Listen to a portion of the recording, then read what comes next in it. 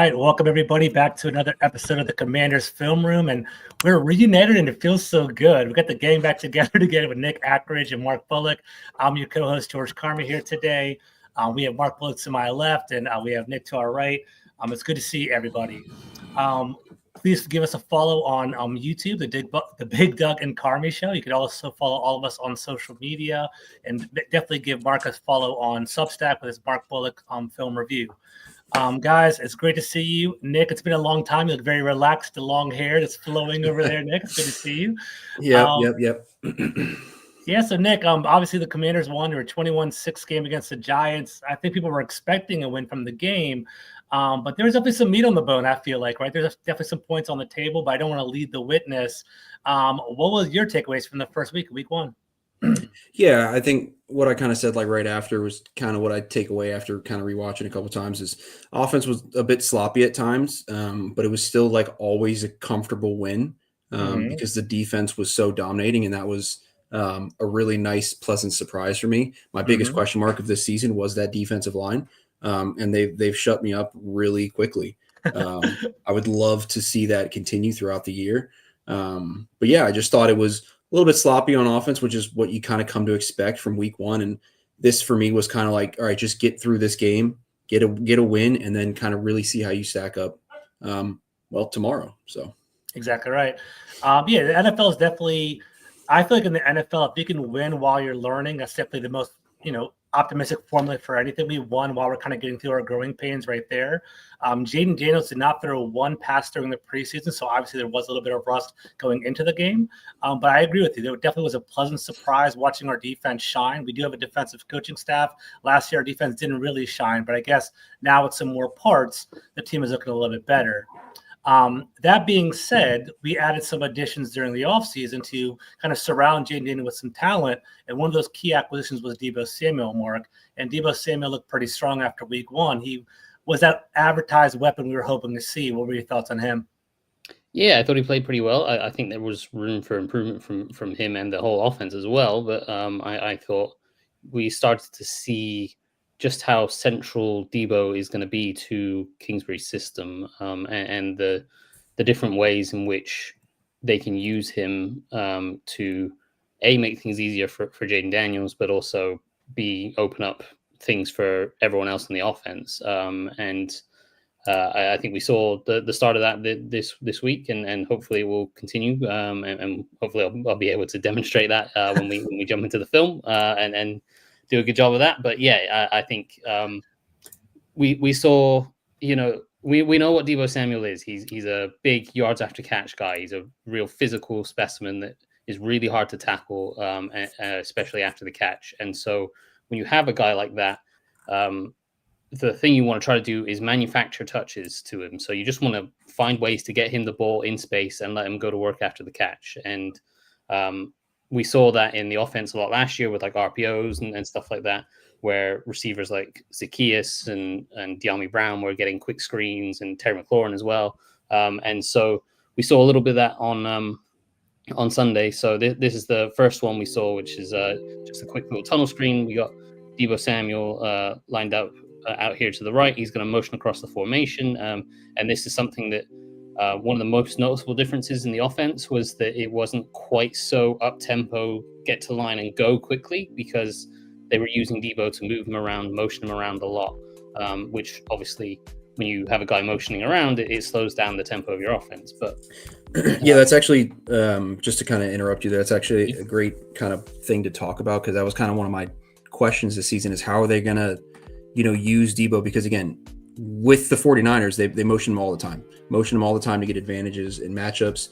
And so I was kind of concerned at how that was going to fit with Cliff's up-tempo styles, but kind of seamlessly so far. And I kind of like what he did. Yeah, they kind of mixed it. They found a nice blend of, being able to go up-tempo and get lined up quickly, but still being able to move Deebo around. And so this is just a nice example of a very basic way to manufacture someone a touch. And so we see Deebo outside here, and he's going to motion across the formation, and then just as he gets past tight end Zach Ertz, he's going to pivot back and take a screen pass. He's got, I think, Chris Moore out here blocking on the edge. The corner is going to follow across in man coverage, and Ertz is going to block him, and that's just going to leave the safety on Deebo. So we'll run this one through, and you see that motion across. The corner follows him across, and then snap the ball. Quick screen out to Deebo, and you've got a pretty nice look here with Moore able to block the outside corner, Ertz able to block the corner following Deebo, and suddenly you've got Deebo catching the ball, and the only real threat, if these two blocks are made, is this deep safety who's a good 20 yards away from him, 10, 15 yards away from him, and then Deebo goes and makes a miss and picks up an easy 8 yards. Now, you might be thinking, it's just an 8-yard play, there's nothing too special about that, and it's not, but you know, the whole point of this offense last year was it was so efficient. They stayed ahead of the chains so easily. And it was plays like this, which feel like, oh, that's just a nothing play. It's just a quick screen. But 8 yards, you know, you're ahead of the chain. It's 2nd and 2. And it's a run play. Like it's essentially just a run play. It's just a run play that's wide. You're just getting out of the way of all the big people, and you're just using numbers, and you're essentially running the ball. Yep. And then I also thought it was it's a great counter to what the Giants can do very well, right? Kind of like negate the pass rush by getting on the boundary, you know, kind of getting the number game as you're referring to. It's just a good way to kind of like just slow them down a little bit. Yeah, exactly. They had a pretty strong front, and being able to get that ball out quickly and it negates that quite a lot. So this was another version of a screen to Deebo. It's a little bit different. They're in a bunch set to the right, and these two receivers are both going to run out like they're running down the field just to try to get coverage out of the way. And Deebo is going to motion outside like he's going to be joining this route combination, and then he's just going to pivot back, and you're going to get right guard Nick Allegretti going to block the slot, and Tyler Biadasz is going to try to work up from center to block a linebacker in the middle of the field. So we'll run this on, and you'll see there's the motion. Deebo suddenly pivots back inside. Nick Allegretti gets a nice block. Deebo runs away from the corner that read the play really well, but just couldn't get there because Deebo was quick enough to get inside. And then suddenly we're in a position here where if Tyler Biadasz is able to block this linebacker, you've got a lot of open field here with, you know, Zach Ertz could potentially go block this guy, and there's a lot of open field to work with.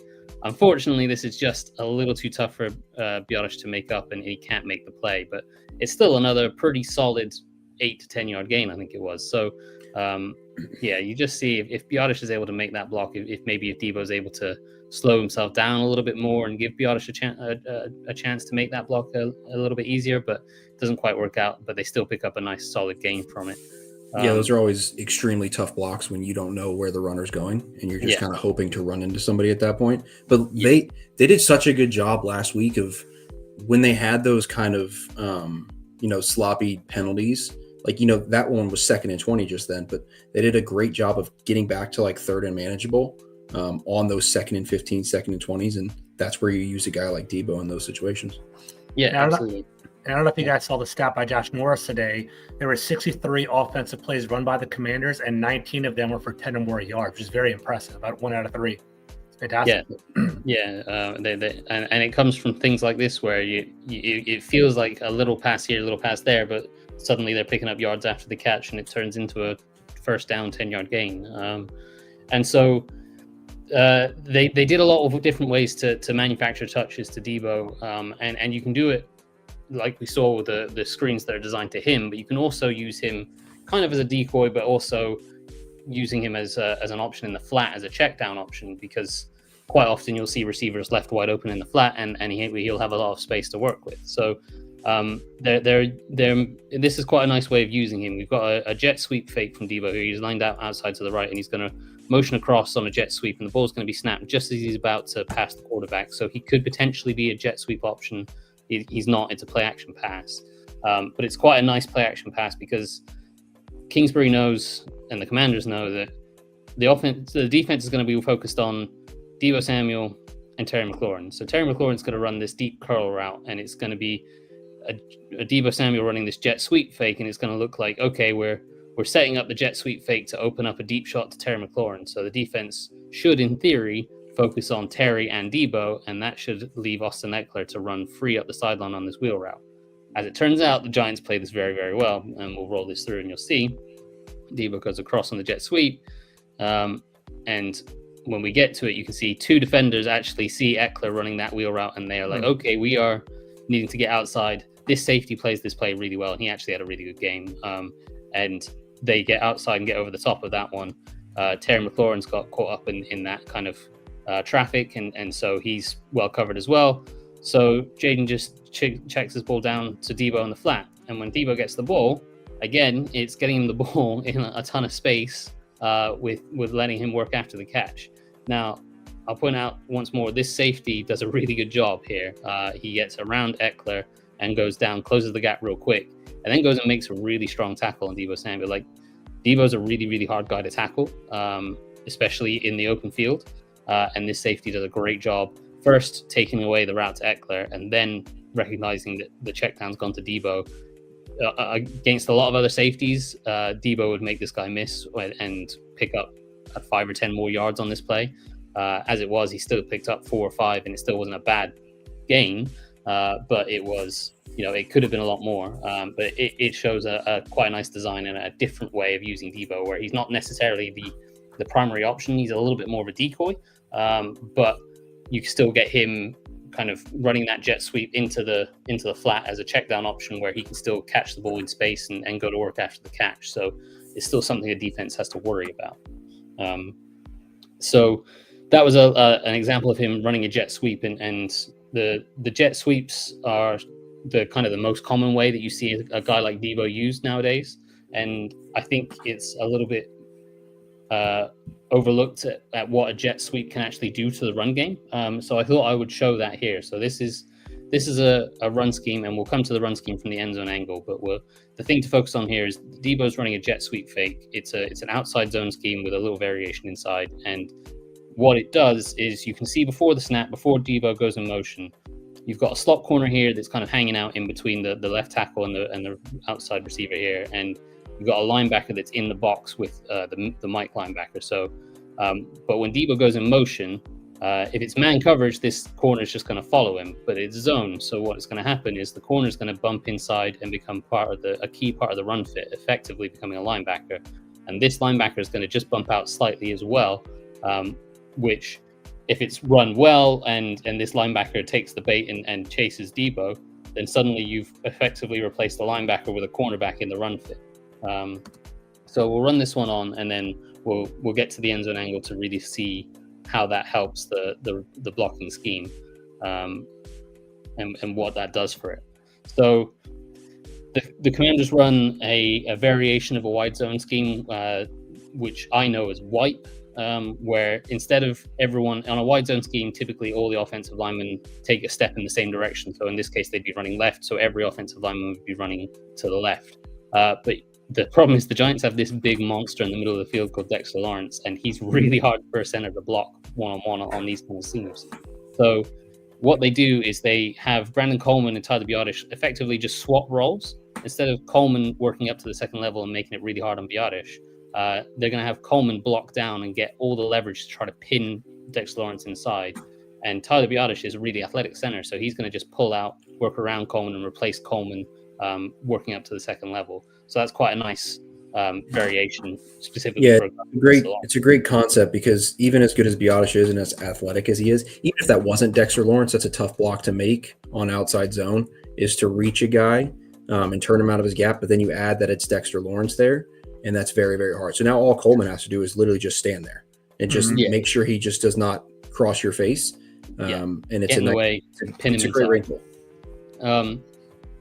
But we can also see another tough block here is what Nick Allegretti's having to do. Now, Allegretti's the least athletic guy on this offensive line, and he's got to try to climb up and go block this Mike linebacker. Now, what the jet sweep does is, it's, as we talked about, it's going to bring this corner into the run fit, which is going to give Tyler Biotish a nice matchup to go block the corner. But it's also going to make this linebacker just take a couple steps to his left, the offensive right. And that gives Nick Allegretti a much nicer angle to go and reach this block. Because as it is, if they were to snap the ball right now and run this outside zone, the linebacker would just be able to shoot this straight over the top, and Nick Allegretti has no way of getting there. And then you're just hoping for a cutback at that point. Exactly. So now what we see is he's taken just those couple of steps, and now let me me pause. Let me run that back and pause that as he takes those couple of steps, just to see just the tiny detail that makes such a huge difference. So yeah, and this linebacker actually kind of reacts pretty quickly to it as well. But just look, he moved 2 feet. 2 feet is all you need in this game.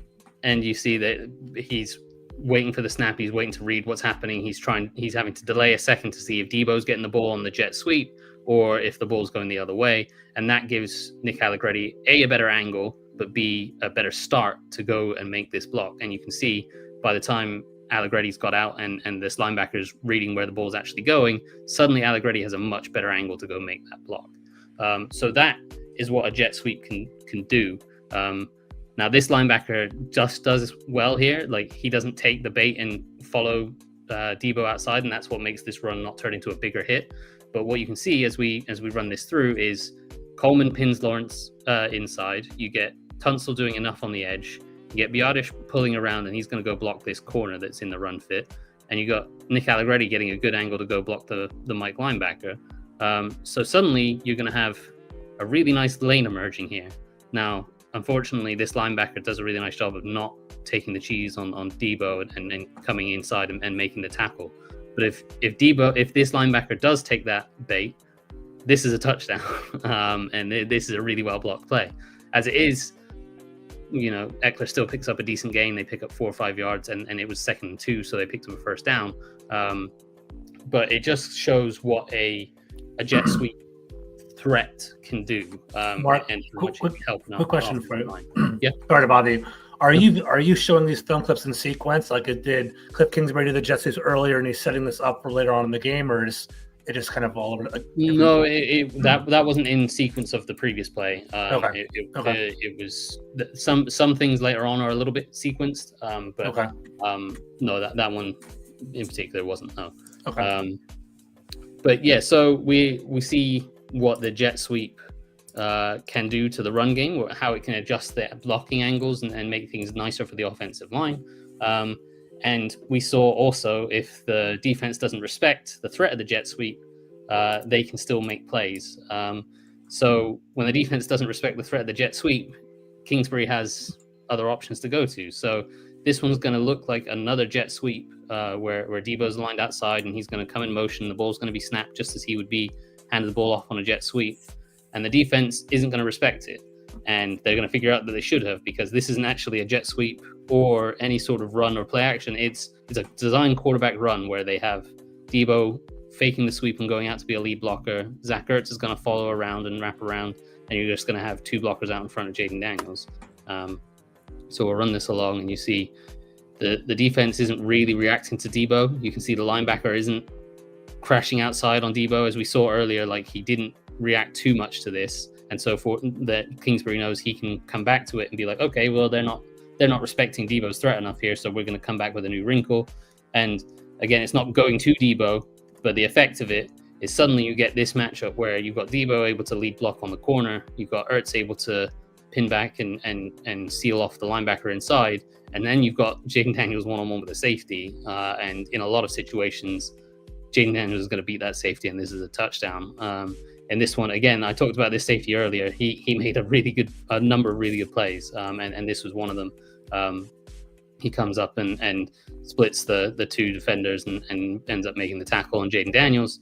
But again, it shows just another way you can get the defense to have to respect that threat of what Deebo can do on those jet sweeps. Now, the jet sweep wasn't the only way they used Deebo as this kind of decoy threat to manipulate what they wanted to get from like blocking angles and stuff from the defense. This is one that you guys probably saw quite often throughout the game, where Deebo does this. Some people are calling it like an orbit motion. Some people call it kind of an end around motion, where he's going to come across and it's going to initially look like that same jet sweep, and then just before he gets outside the tackle, he's going to pivot and turn back around and work around the backside of the quarterback, kind of like he's orbiting around the quarterback. Hence why people call it an orbit motion. On this situation, he's not getting the ball at all. He's just completely a decoy. And they're actually just using this as window dressing to run a counter scheme. They did this 3 times each in the game, this exact play, and each play hit very well. This was just the best one. And so I thought I'd keep it to just one, but we'll see from the end zone angle just how impactful this is. But I just thought I'd show the motion from the outside, and that's the key, is that you have Deebo running that around, and that's the threat that it brings. And we'll come to the end zone angle, and you'll see just the impact that this has. So here's Deebo in starting his motion, and he's going to, again, just get to around about the right guard and pivot back around the quarterback on that orbit motion. And we'll see what that does, particularly for John Bates. But the core of the blocking scheme is just a counter scheme. So you've got left guard Brandon Coleman. He's going to pull and he's going to kick out on the edge. And then you've got John Bates at tight end. He's going to follow and wrap around, and he's going to try to pick up the first linebacker, which at this point is this guy here. Now, that could adjust if a safety comes down quickly, but the idea is you get the linebacker with this wrap player. So, and then you got Bill Krosky Merritt's going to fake stabbing outside and then follow the pullers around. Now we'll see just at I have got it right. So just as the ball snapped, you can see what Deebo's motion does to this Mike linebacker.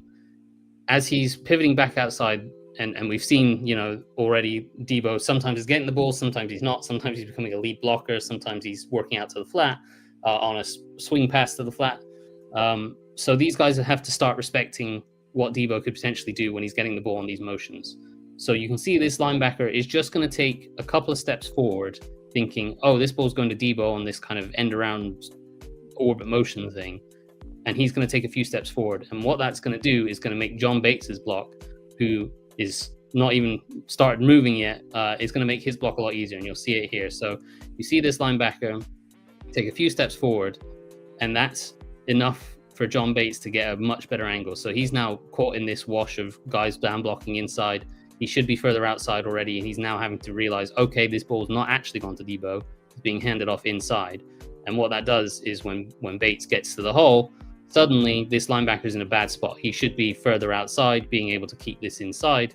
But Bates is able to get that position where he's able to seal it inside, and you get the kick out from Coleman, and suddenly you get that lane emerging for Krosky Merritt to burst through, and then he's into the secondary. Now the corner makes a nice job crack placing and stopping this from being a huge gain. But you can see the impact that Deebo has. It seems like really small details, and it is small details, but those small details when it comes to a blocking scheme are huge. And it's getting this line. So from like a defense's perspective on this, and it's why I really wanted Cliff to use more motion and shifts and stuff, which is what he did this. So last year they ran a shift or motion on 50% of plays, which was bottom 3 in the NFL, and they still have probably one of the best offenses in the NFL. Now you add motion in, I think it was 63% this past week. That's a little still below average, but just one little thing of motion. And the reason it's such a problem for defenses is because you move one guy, they have to then respond by moving multiple people over. And so as you kind of saw there, these linebackers have to shift with him. And then when he comes back around, they have to shift back to where they were before. But then with the counter going the opposite way, his cue, his read is that guard, and then he now has to go back the other way. So you've just taken Deebo in one little circle, and then you've caused 3 guys to take steps to their left, steps to their right, and then back to the left just by running him in a circle. And a very underrated component about this blocking is Noah Brown. I don't know if Mark actually played it through. Noah Brown puts his nose in the game, and great block on that right-hand side. I was impressed by that. Yeah, and this is that safety that I've been talking about a couple of times, making a few nice plays. Noah Brown goes and makes a really nice block here as well. You're absolutely right. I did want to highlight that second time through, but I wanted to emphasize, it feels like it's a really small detail, and it is, but the NFL is, especially when it comes to running the ball successfully, it's all about small details and fine margins to give better blocking angles. And this is also why I think linebacker outside of quarterback is probably one of the hardest positions in the NFL. There's just so much window dressing there that you're screwed almost every single snap that you take, and it's just about, can you beat a block? Mm-hmm. Yep. And then as you pointed out, George, there's Noah Brown making a nice block on that safety and giving Bill that chance to go make a play on the corner. And you'd like to see him maybe beat this corner, but he still I think it was still like an 8 or 10 yard gain or something like that. So it was quite nice. As I say, that motion they went to quite a few times throughout this game. That particular play they used 3 times, and each time it hit successfully. I think the smallest gain was 5 yards, so it was pretty successful. But of course, it's not just one play that you want to do that for. You want to build layers off of it. So we have basically the exact same look as what we just saw. The only difference is they've got 2 tight ends personnel. So this is John Bates here as a blocker. You got Zach Ertz on the other side where Bates was on the previous play. And instead of Noah Brown being here, it's John Bates as an inline tight end. But otherwise, it's the same look. And you're going to have Deebo running that same motion. And as I say, they ran that counter scheme 3 times. The Giants are going to be figuring it's another run play. And then you run a play action off of it. And this was one where I really like this play because it highlights Jaden Lane, who I think was underrated in this game. I don't know. He had 1 catch and he had 1 drop. But I think he really impressed in the few plays that he played. And this is one of them. So all this window dressing, this nice motion and this orbit around, it's all just to disguise the fact they're running a fairly basic sail concept, and is one that they ran a ton last year. So sail it's a 3-level flood. So the idea is you get one receiver running deep.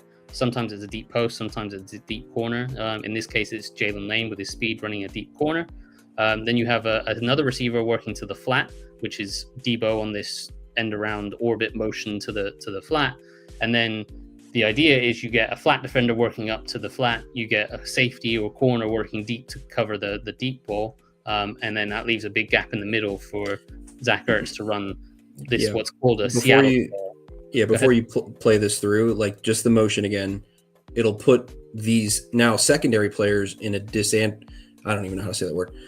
In a bad position to try to cover out breaking routes because they're currently playing with outside leverage. If you kind of look at that safety there, him. He's currently playing with outside leverage on Zach Ertz, who's now going to be running a corner, out route, whatever you want to call it, and he now has to shuffle inside. And then again, you just get leverage advantage, and it's why motion is so great. And when they ran it last week, it was almost always successful. So Mark and Nick, I know you guys did a lot of film work this year and last year. Is this abnormal and different from what Washington did last year? Because it seemed like I guess Mark, you alluded to it, more up-tempo earlier last year. Like, did they ever motion OZ or Dimey Brown like this? And was this how Deebo was used in San Francisco? They did some of this. Zacchaeus did some of this stuff. They just didn't do it to the volume that they are doing it now with Deebo. They just kind of emphasize tempo more than motion. And there are advantages to emphasizing tempo, getting lined up quickly. The defense can't get into so many different complex calls because they don't. But mixing them is like just a perfect blend. Yeah, when you find that right balance, then suddenly the defense is both in a place of we can't get into our complex stuff because they can go up tempo. Mm-hmm. Also, they can then start motioning guys around, and we're being put in really bad spots. So, if you find that ideal balance, it's obviously a really big advantage for the offense. So we'll run this through this little sail route. It ends up being a holding, we get that motion from Deebo as we see, and it causes a lot of havoc for the defense. You get this corner follows him in man coverage, and suddenly he's got a lot of ground to try to make up to catch up Deebo. So again, if these routes are covered down the field, you can just throw this check down with Deebo in a ton of space, and this corner's having to try to work around the traffic of Zach Ertz to get there. Now, I want to highlight 2 things not Deebo related at this point. First off, Zach Ertz runs that Seattle sail where it's designed to look like a deep over. So he runs inside initially. You can see this DB working inside thinking he's running a deep over route, and suddenly he breaks back outside. So Ertz ran this a bunch last year. They killed teams on it a bunch last year. And he does such a nice job here that this safety trying to cover him ends up holding him, just dragging his arm back and getting a holding penalty. The second is Jaden Lane working against this corner. Lane just shoots off the line of scrimmage and eats up this corner's cushion so quickly. And what he's about to do is put this corner in the dirt just because of the speed. And you can see just that break outside. That corner's in the dirt. he is. That's one thing you notice. Like when I was watching all of his routes in the preseason, is that straight line speed to close the cushion on a DB is just insane. Like you cannot play off on him and expect to try to keep up with him. He closes that gap so quickly. And we talked about it on this show in the preseason. I tried to highlight it. Like he was getting guys in real bad spots. People were terrified of that speed, and rightly so, because you can see what it does to a guy when he has. That's how you beat outside leverage. Like, I mean, again, the corner's playing outside leverage like that. You just close that cushion and you just run basically on his feet, and then you make him eat grass, basically. Yeah. So in another world, Jaden Daniels is throwing this to Jalen Lane on the outside and picking up a huge gain. As it is, he's working his normal progression. And he throws the sail to Ertz, and Ertz gets held, and they get a penalty. But it was just I just like the play, and I wanted to highlight that Jalen Lane shot out of a cannon off the line of scrimmage and made a guy fall over. So again, my favorite thing is like if people want to try to screenshot that and say, oh my God, he missed Jalen Lane. But if you look at this is actually a good screenshot right here. You don't really want to throw that corner out again against outside leverage like that. He's just not expecting Jalen Lane to put this guy in the dirt. So this is the right decision. And his primary read on this would be Zach Ertz. As we talked about, the whole idea of a sail concept is that Lane's route is just trying to clear out the defense. It's not the primary read. It's an alert if you get some sort of massively busted coverage, or you get a guy run over. Yeah, you're not thinking that's where the ball's going. You're thinking the ball is going to Zach Ertz, and you can see here he's got this safety in a real tough spot, and the safety's basically grabbing his arm and stopping him from breaking outside and being wide open. So that's why Jaden's throw looked like it was miles off, because Zach Ertz got held and they got the penalty and they got first down. So. Wait, question for both of you guys, Mark and Nick, if you don't mind. Yep. I felt like the criticism or the critique of Jaden Daniels was pretty harsh after week one. Like, maybe I'm misreading things.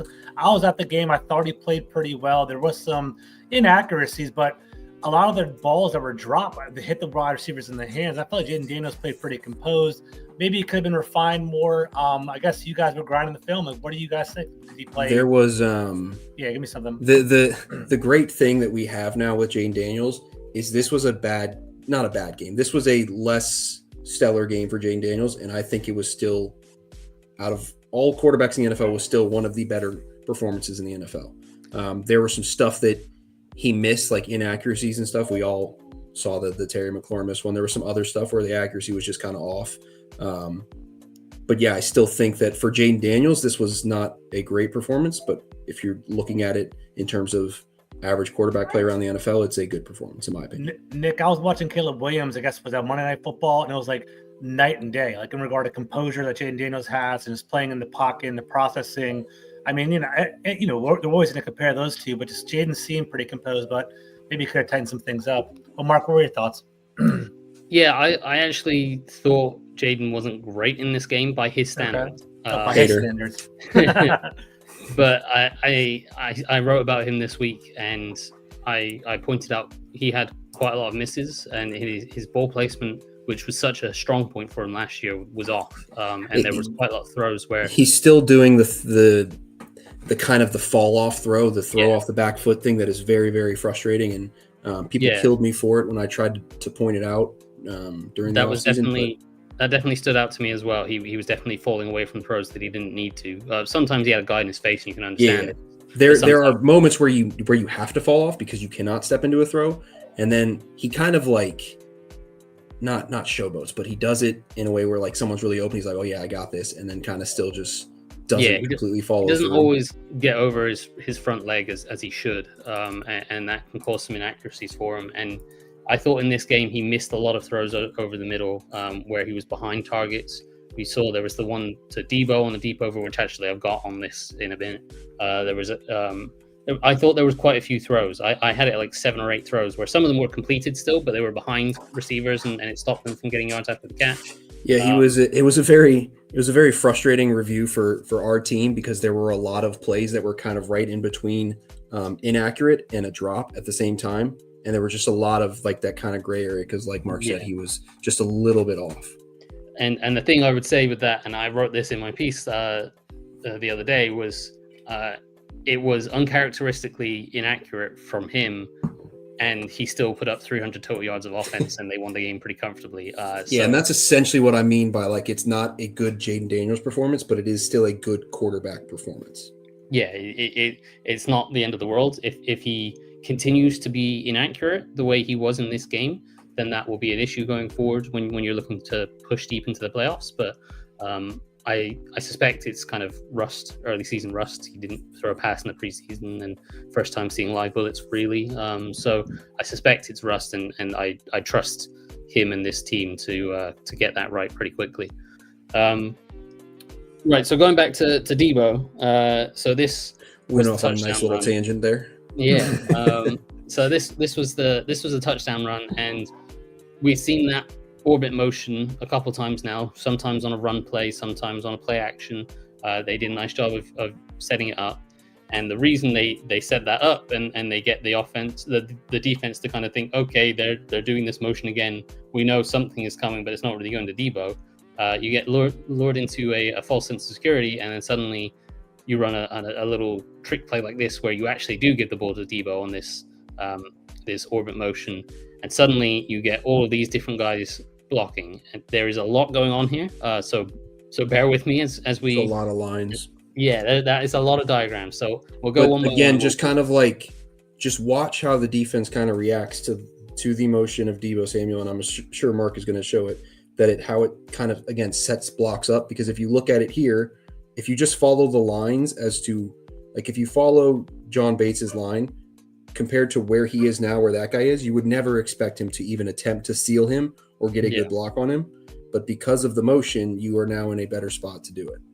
Yeah. So we'll start from outside in. Obviously, Deebo's going to run that motion, so he's going to be in the backfield. So we got Luke McCaffrey here. He's going to have a tough job. He's going to have to try to crack this defensive end. I think it's Thibodeau. No, it's Carter.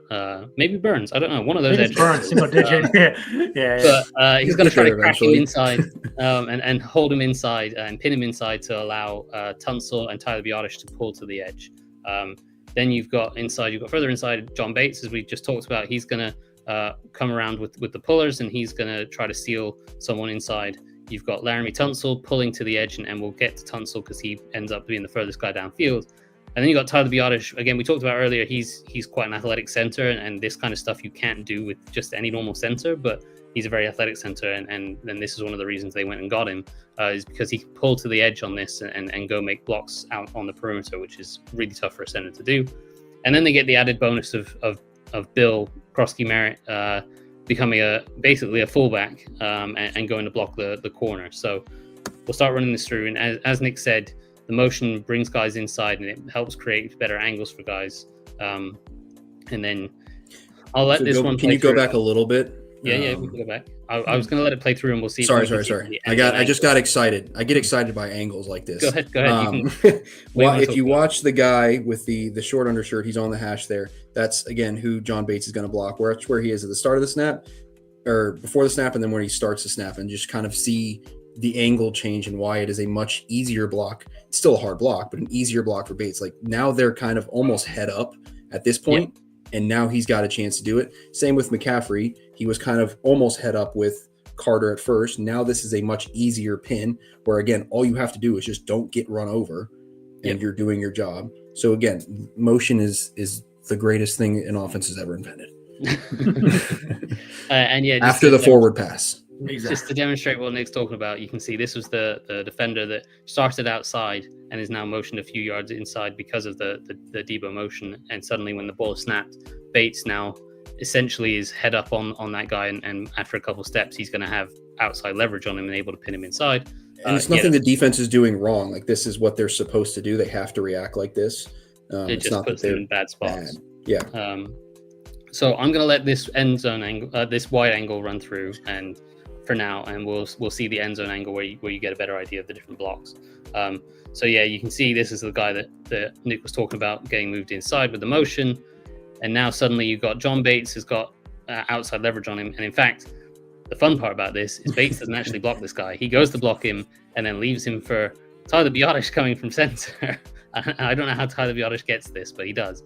And Bates is actually going to fake blocking this guy and go and block this linebacker over the top. You got Bill Merritt going out to block the corner, and you got Tunsil coming around the edge. Luke McCaffrey does just about enough on Andre Carter, and you get Coleman doing just about enough on Dexter Lawrence to just pin them inside and allow Deebo to get the edge. And now once you've got that corner and he's able to turn the corner, you can see suddenly you've got this wall of blockers where you've got Bates blocking a linebacker, you got Biotish blocking that safety nickel guy that we were talking about earlier, you got Tunsil able to go up and work on the safety, and you got Bill blocking the corner. You can't quite see him here, and suddenly you've got this nice big lane emerging for Deebo to turn that corner, and the defense tries to pursue it, but Deebo's Biotish doesn't really even get a lot on 22. I think that is to make the tackle. But again, you've just asked this guy to now go through all of this crap just to even try to make a tackle on Deebo Samuel running full speed. So he's expecting a block there, doesn't get it. Then he gets hit by a 300-pound center, and Biotish doesn't. I would like him to kind of hold on to that a little bit better, but still a tough block. And then 22 is now just diving and hoping that he can maybe horse collar him to the ground. Yeah, and then that's the thing of it is he's done all that hard work and he's worked through the block of Biotish, and then he's got to try to he's done a pretty decent job, but he's got to then go tackle Deebo Samuel, which running full speed, exactly. Yeah, it's not an easy thing to do. And then Biotish is going to come in and try to finish you into the ground. Yeah, and Tunsil does a nice job. He does. Getting downfield, leading the way, and then you see the effort from Deebo again being really hard to bring down. He's able to stretch out and go turn that into a touchdown. So I've been incredibly impressed by John Bates. I know everyone's, the company line from the Commanders, coaches that he's the best blocking tight end in the league. You keep hearing that over every interview, but he really does impress. He puts his nose in the dirt. He had a great breakout block right there. Larry Tunsil got upfield too. We haven't seen a tackle get upfield and be that athletic since Trent Williams, in my opinion. Was really impressed by that. Nick, I know you're a big offensive line guy. I don't know if you crunched the numbers this week. How did the offensive line look? How did Larry Tunsil look after we? I had some fun with the offensive line this week. Okay. Nick, or where are we going with this? Yeah. No. Well, sort of. I thought the offensive line was overall very good. I thought there were some moments by Biotish and Coleman that were kind of rough, but that is to be expected when you are going up against Dexter Lawrence. So a lot of people were very upset with the Brandon Coleman grade, the pass blocking grade. But again, he's going up against Dexter Lawrence. In my opinion, Brandon Coleman. Thank you. Even when it wasn't Dexter Lawrence, he had. I rest my case. I don't need to say anymore. I rest my case. If Mark agrees with me, then I'm good. But I think overall it was a good game. I think Connerly had some moments. There were some rough moments, but again, that's to be expected when you're going up against, guys like Abdul Carter, Brian Burns, and all them. And now he's going to have Micah Parsons this next week. So he's getting thrown directly into the fire for someone that has not played right tackle, but you can kind of see him figuring some stuff out.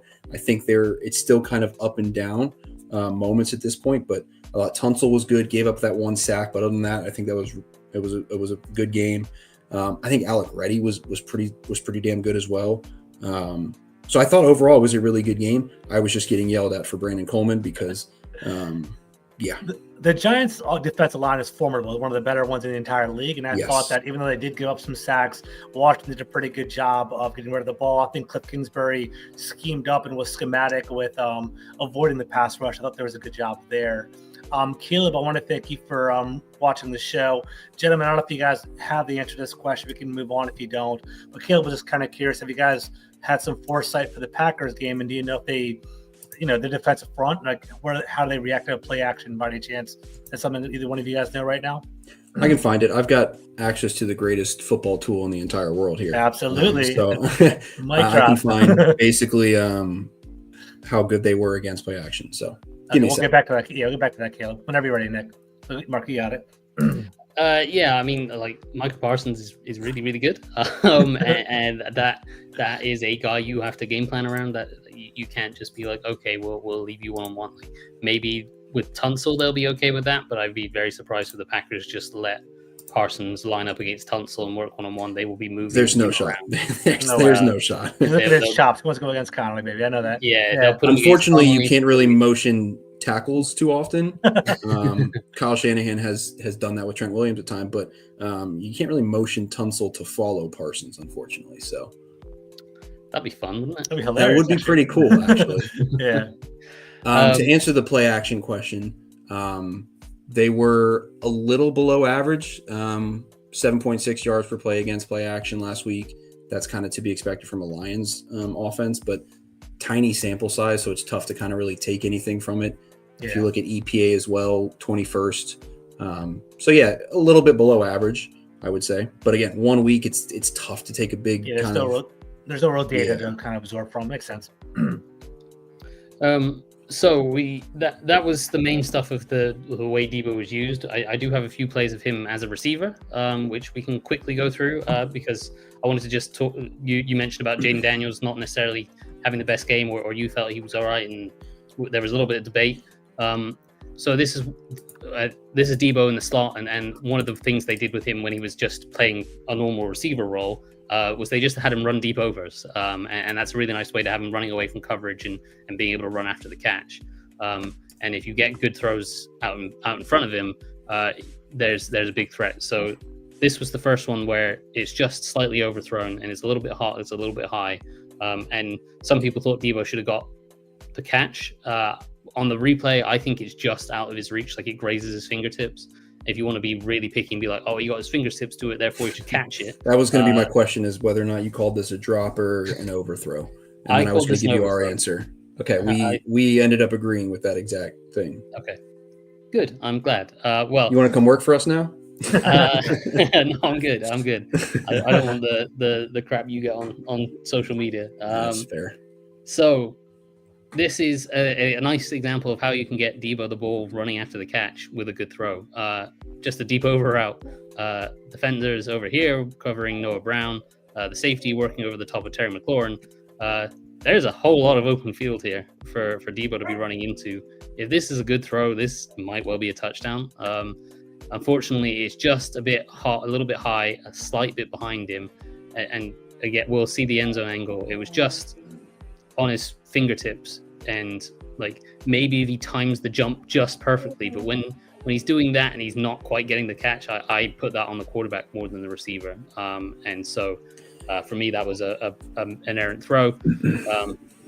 Should have been and something like that to kind of give the kind of PFF perspective on how we kind of grade quarterbacks. There is that's just going to be a slight downgrade for Jaden Daniels. Nothing for Deebo in terms of downgrade. But if Deebo were to catch that will likely just be a 0 graded throw, kind of saying that, you know, that's an inaccurate throw and the receiver is kind of making up for everything. Yep. So this was another deep over where, again, they get safety biting up and they're able to throw over the top. And this one is complete. But with a nice ball out in front of Deebo, again, he's able to run onto this and potentially score a touchdown or having to beat this corner. But the ball is a little bit light, sort of soft and drops on Jaden a bit. And we'll see it from the end zone angle here where Deebo has to make an adjustment. And this was kind of the case for Jaden throughout the game, where you can see this is that fall away that we talk about. He's not getting over that front foot and really driving through the throw. You can see he's kind of fading away from it. And that causes that ball just to drop a little bit, not quite be driven out in front. And Deebo has to come back to the ball and end up catching it low rather than catching it in stride and turning up the field. So that's the kind of thing I'm talking about. You can say it's nitpicky, like it's a complete pass for a big gain, right? So that's a good thing. But when you see the standard that Jaden was at last year, you put that ball out in front, that's a chance for a potential touchdown with a guy like Deebo running after the catch. And then I wanted to try to like basically add on to that that's kind of the biggest thing that when I was kind of rewatching Jaden and I wrote the article about like pros and cons of what he did in his rookie season, it's hard to find a con because he was that good. And we're already at the point where we have to kind of nitpick with some of the stuff because he is that good. And so when fans see, you know, I put together like a little clip of him missing some throws because he fell off the throws and whatnot. And then you just get yelled at saying, well, he did all this. But the caveat is this is kind of the expectation that we now expect of him. So we are allowed to raise our expectations, which we have not been able to do in Washington for a very, very long time. So that's kind of what we're talking about here. Yep. And then I'll just show one more example where Deebo actually made the catch, but it was one where it was another example of Jaden throwing behind him. So this is it's not quite a deep over. This is more of a drift or a strike route where he's getting sort of 10 yards down the field and working over towards the middle, almost like a post route. And what you'll see again here is The Giants actually have no safety in the middle of the field. They're running what I think is kind of inverted Tampa 2 or inverted cover 2, where the outside corners are meant to get to the deep halves. I hate this coverage, by the way. In terms of as a defense, I hate this coverage. I love it if you're an offense. Yeah, well, there are pros and cons to it. It tends to, well, it definitely blows up badly when it goes wrong. And so this is one where it could have blown up badly for the defense, but Jaden's throw stopped it. So at this point, Deebo's breaking inside. The corner has to play outside leverage, even though he's kind of the over-the-top safety. He's also having to stay over the top and play a deep half, so he has to respect everything, potential threats outside and inside. They've got no middle linebacker sinking back into the middle hole, so this is just a big gap in the middle of the field for Deebo to run into. So a good throw here. Again, Deebo is running away from this outside leveraged corner, and there's a wide open middle of the field for him to run into. But he has to stop his momentum and work back to the ball, and we'll see it from the end zone angle. Again, it's a completed pass for a big gain, so it's not terrible, but we again see Jaden kind of does this little fall away thing where he doesn't follow through on his throw, and a little bit more understandable here where you've got a big guy in your face, but still doing it somewhat unnecessarily. And what that does is it forces Deebo to turn in the air, to make an adjustment to a ball that's high and behind him, rather than catching it in stride and just running straight up the field without breaking stride for a touchdown, right? Those are 3 deep overs or similar type of routes where a good ball out in front of Deebo, he potentially scores on all of them, and he doesn't score on any of them because the pass is just a little bit inaccurate. And again, they completed 2 of them. They got good gains on 2 of them. One was a little overthrow. So it's not the end of the world. But when you're talking about wanting to be a Super Bowl contender and you want Jaden Daniels to be what he can be to fulfill his potential, those little margins are the difference. This game was closer at the end of the game than it should have been because a number of these plays where there were throws like this, where if he hits on 2 of those with better passes, they are 2 touchdowns ahead. They're in the 30s, and the Giants are way out of the game well before what they actually are. So, and to spin up, sorry, Lamar. It's nitpicky, but it's the standard that we want to hold Jaden Daniels and this team to, because they are capable of reaching that standard. And I was going to say, to spin that positive, there's meat on the bones. I guess the critique of Deebo Samuel is he going to translate as a wide receiver? Is he going to create after the catch, so on and so forth? There are opportunities. He could have had larger plays, and hopefully as the year goes on and as Jaden kind of calibrates, we have those bigger plays. So that's one net positive from that, I suppose. Yep, and I'll just run this one through real quick because this was just a nice play where Jaden goes off script and Deebo was running a little stick, or I guess you call it a branch route because it's a slightly longer stick, and he feels Jaden running in trouble, and he drifts inside and makes himself available to catch a pass off script, and then turns up the field, gets a first down. Nice play, but we've talked enough about Deebo, I think. We wanted to get to a little bit of defensive line play. That was a little bit of a rough rep from Coleman, but we'll move on. So we've got a few minutes left here, so I thought we'd talk a little bit about the defensive line. You wanted to talk about defensive line. So I thought the biggest, I don't want to say surprise, but the most pleasant part of this defensive line was how consistently disruptive Javon Kinlaw was. Because last year with the Jets, I actually thought he was better than what people made him out to be, but he was very inconsistent. There were plays where he stands up a guy and he makes it look like he could be an all-pro if he does it every play. But on the very next play, he's like running around being like, what gap am I meant to be in? I have no idea what I'm doing. And you're like, which version of him am I getting? In this game, he was a lot more consistent. And when you get him to be consistently, maybe not quite the extreme high level that he can be, but when you get him consistently at sort of 80% of that, you've got a very, very good player. And this was the opening run of the game for the Giants. You've got kind of a 3-4-ish look, and they used this quite a few times. It was quite interesting to see, where you've got your 4 defensive linemen, and it's Dietrich Wise, Jerome Payne, Eddie Goldman, and Javon Kinlaw. And then you've got Jacob Martin as your kind of your third linebacker, but he's walked up on the edge. So effectively, you've got a 3-4 where you've got Kinlaw and Payne as your 3-4 defensive ends. You've got Goldman as your nose tackle, you've got Luvu and Wagner as your two linebackers, and then you got Jacob Martin on the edge, and essentially not Dennis Wise, that's a football Dietrich Wise. in the 80s. Yeah. Dietrich Wise, sorry. Yeah. He's on the edge here as effectively your other outside linebacker. He just got his hand in the dirt. And what you're going to get is Kinlaw's just going to stunt inside, and he's going to blow up this right guard. And it's fun to watch because he's a big, strong guy. He's so much quicker than he should be for a guy of his size. That right guard has no chance one-on-one against him, and Kinlaw goes and blows up the run. But it wasn't just, I'm blowing guys up. There was some. If you put a highlight tape together of Kinlaw's best plays, you might think he's Aaron Donald. It's just like it was always for him the other plays, like the other plays where he's not making incredible plays. Can you hold up long enough, basically? And I thought he did a better job of that in this game. And I think Kinlaw and Deron Payne both did a really good job of controlling the interior of this defensive line throughout the game. And this was a really good example of it. So this was a zone scheme run from the Giants where you've got this left guard that's going to have to try to make a really hard block on Kinlaw and try to reach him and cut him off. And then you've got the center and the right guard trying to combine on Deron Payne and work a double team on Payne. And what you'll see is that Payne does a really nice job of kind of splitting that double team and holding them up and keeping both Luvu and Wagner clean without giving up any ground. And Kinlaw just takes his one-on-one and again, blows it up as we kind of saw a minute ago.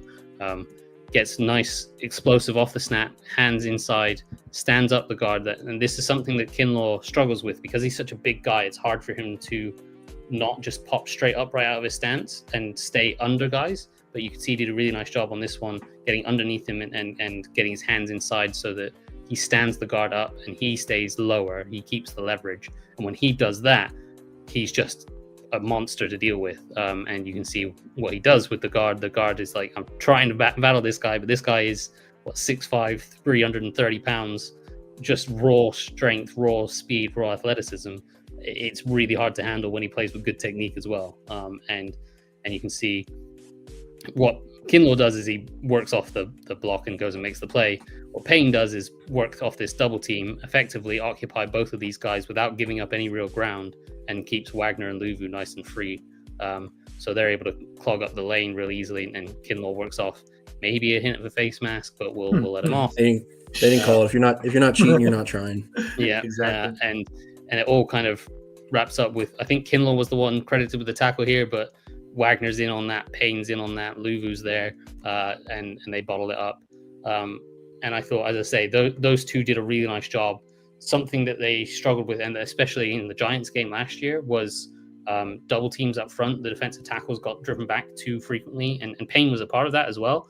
But especially a guy like Johnny Newton really struggled last year, and the Giants ran, I think they had like a 5.6 yard per carry over the two games last year on average. And this game they only had the running backs averaged like 2.3 or something like that. So there was quite a big change in that, and the big change in that was the way Payne played compared to last year, and big Kinlaw in there. So this is a duo run scheme, and in duo you're just trying to create as many double teams up front.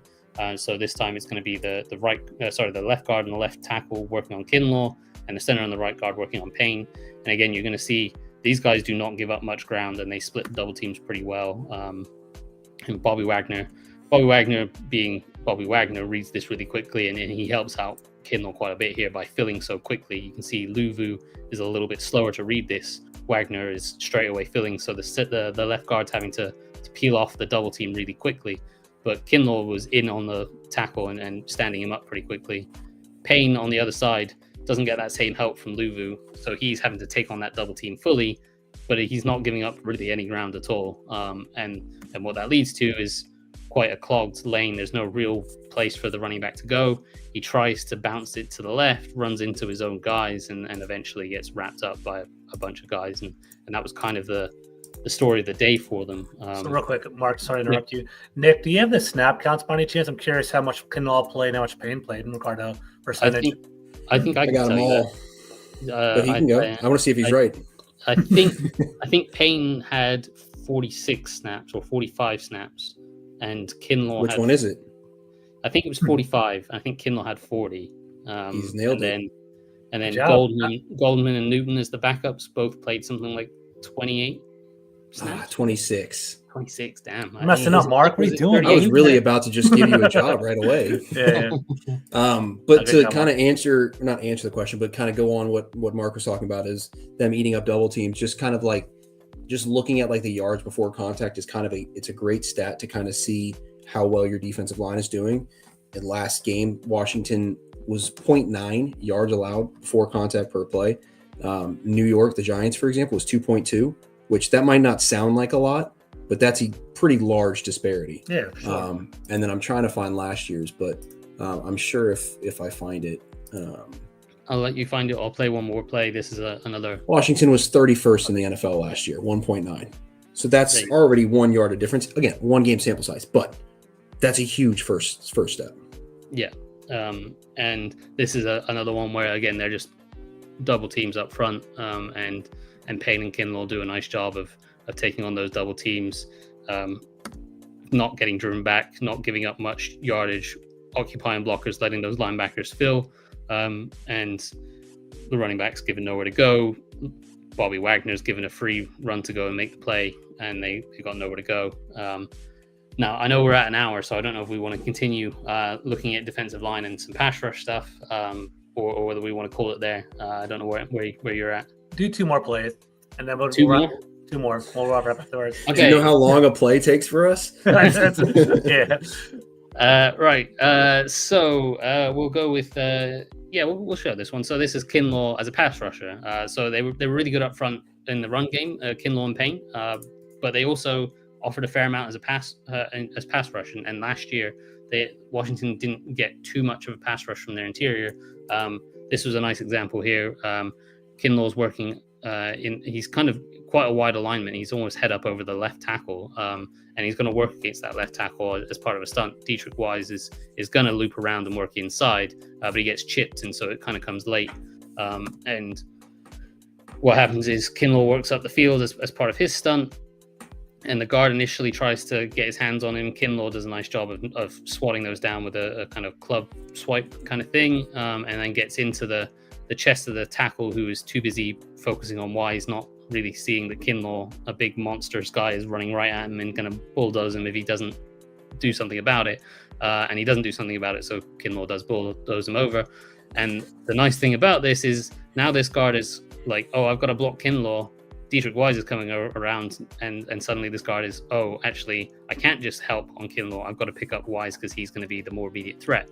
So he's trying to help out his tackle here, pick up Kinlaw, and then he spots, oh, the defensive end's coming inside on that stunt. I've got to let him go and go pick up the defensive end, and that puts this tackle even a tougher spot, and Kinlaw runs through and lands a really big hit on Russell Wilson. I would not want to be Russell Wilson. Yeah, that's the great part of not playing Andrew Thomas, because the tackle played it pretty poorly, especially when you got chip help. I'm not really sure why he was kind of sitting like that, but no, it was a bad play from the back of tackle. I'm just going to let that one play through. Nice play by Daron Payne. Here was Daron Payne's sack. We'll finish on Daron Payne's sack. So they did. This is just a fun. I just love looking at this when all of them are standing up. I just love whenever defenses do this. Yeah. This was a lot more what you saw from Dan Quinn and Joe Witt in Dallas. And it helps when they have a few more of the guys they trust to do this kind of thing. In Dallas, obviously, they had Micah Parsons, they had Dorrance Armstrong, where they could just line guys up in different spots and have them all stand up and run around and move all over.